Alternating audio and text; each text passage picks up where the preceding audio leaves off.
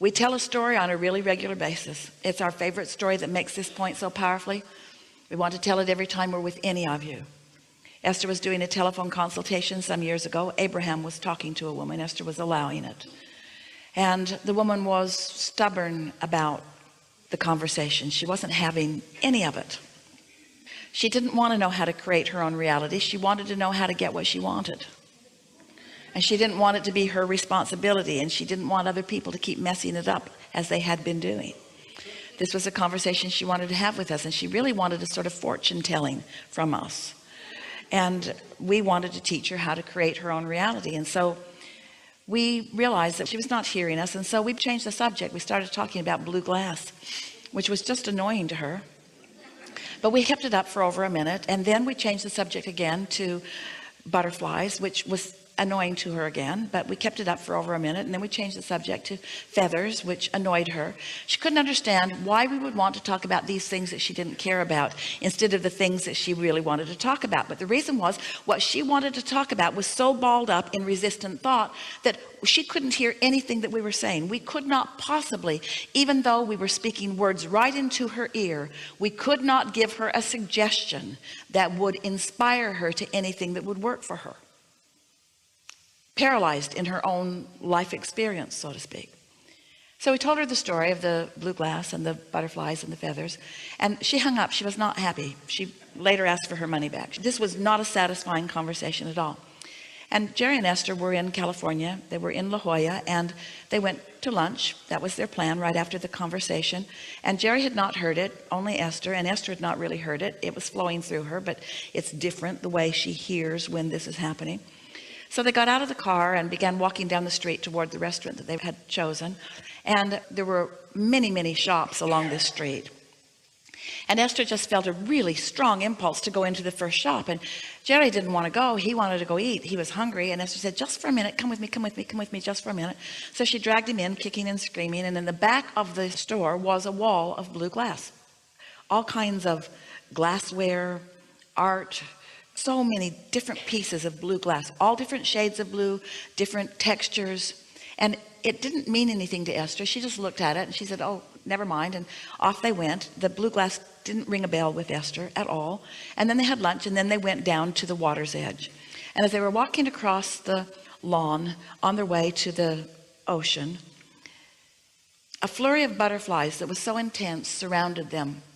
And so intense they had to stop talking to not eat them.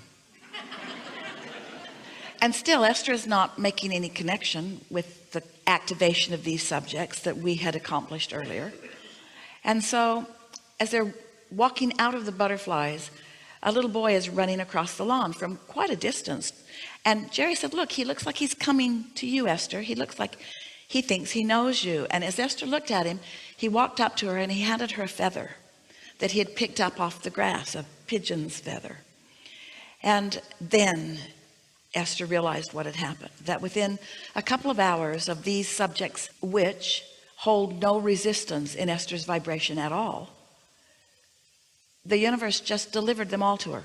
Boom, boom, boom, boom, boom. Because when something's active within you that you're not contradicting, then the momentum carries you to the manifestation.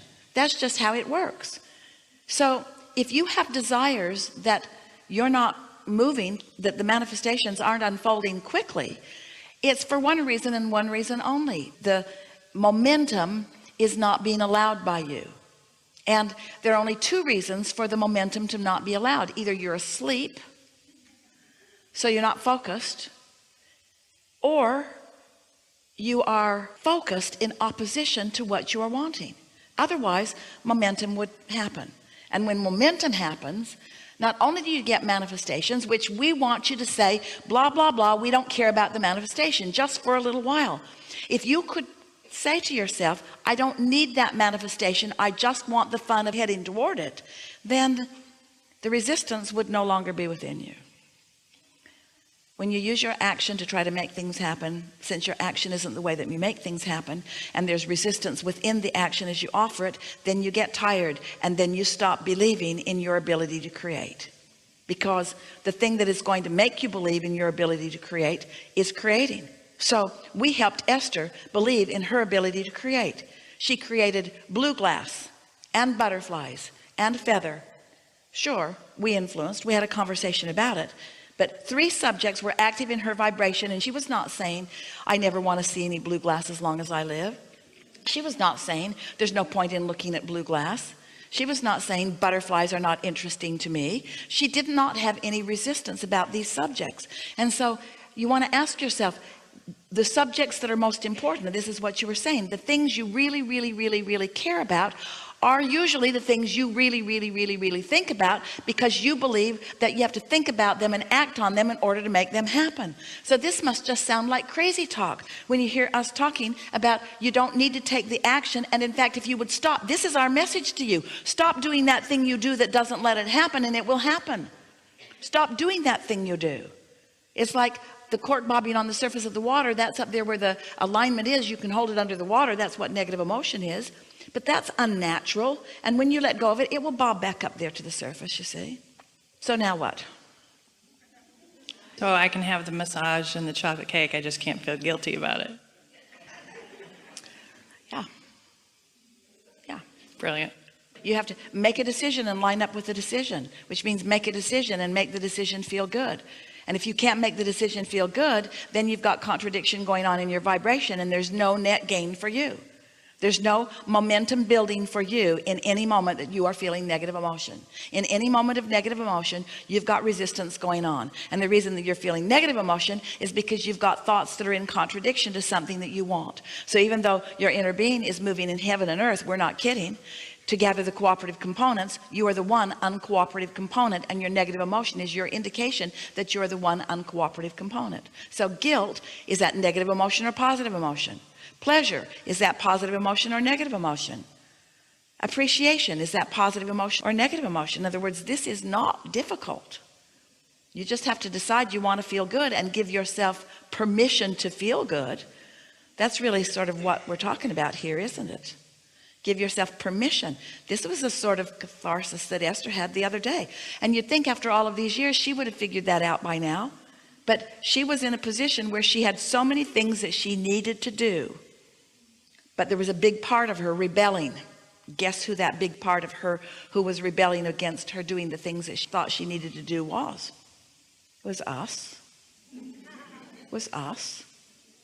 We're not ever encouraging Esther to do anything she needs to do, or anything that she should do, or anything that other people think she should do. We're encouraging her to follow the momentum of her own vortex. And you know why? Because she is so carefully, just like each of you, she's carved that desire out. That precious desire has been carved out of thousands of relationships and thousands of conversations and thousands of life experiences. She's created a vortex that is precise and accurate to who she is and what she wants, and she deserves it. But when she's doing stuff that she needs to do, she's in resistance to a lot that's in that vortex. Is that surprising to you? You think that you've got to meet all of your responsibilities? All you have to do is not resist your own desires. Do you believe that your desires are valid? We're asking you. Sometimes you worry that my desires might not be good. My responsibilities are good, but my desires are selfish. My desires are selfish, therefore I should not follow my own desires. And we say, your inner being is all wrapped around your desires and calling you toward them too. So can you have it both ways? Can you be productive and of value to your family and be selfish and serve yourself? If you're not in alignment with who you are, you've got nothing to give your family. If you're not in alignment with who you really are, you're not giving clarity to your employer. If you're not in alignment with who you really are, then you're not allowing the cells of your body to experience the vitality that they want and deserve and are asking for. It's the beginning and the middle of the ending of all joyous experience. You have to satisfy yourself. You have to be satisfied. And satisfaction only comes when you are a vibrational match to what's in your vortex. So do you believe that you've carved it out? Do you believe that your vortex is valid? Do you think that you could put bad things in your vortex? Do you believe that you could live life and that you could put bad things that would be harmful to other people in your vortex? Do you know the reason that you could not do that is because as you've sifted and sorted, the reason that they've felt good to you is because they've resonated and harmonized with the source within you. When you make your transition into non-physical, you leave behind all doubt and fear and worry and all of that stuff that you've been pushing against, and you reemerge into pure positive energy. And that's what your vortex is. It's pure positive energy. You don't give yourselves enough credit, and we want to give it to you now. We'd like to give you an award that each of you could hang on your wall, sort of like the college degree that you want to hang on your wall, or any other trophy. We would like to give you a big trophy for you to hang on your wall that says, I came forth into physical life experience, and I sifted and sorted, and I created an awesome vortex. Yeah. And my inner being stands there calling me toward it. And so the questions that we would like to really, especially at this time, ask you to ask yourselves over the next few days is, am I moving toward this because my vortex is calling me? Or am I moving toward this because I feel that there is some downside if I don't? Am I being inspired to this behavior? Am I inspired to this action? Am I inspired to this thought? Or am I doing it out of responsibility? And if you're doing it out of responsibility, then we're just saying you could do it or not do it, and it won't make any really big difference in your life experience. Every now and again, Esther will do something for someone, and almost without exception, they will say back to her, you didn't need to do that. And Esther will say to them every time, I never do anything I need to do. Well, that isn't altogether true, but she wants it to be. I don't do things out of need. I do things because the inspiration is there. I'm doing this because I'm tuned in, tapped in, turned on, and I just got this impulse. And this impulse is coming from this broader perspective. And every time Esther would like to say to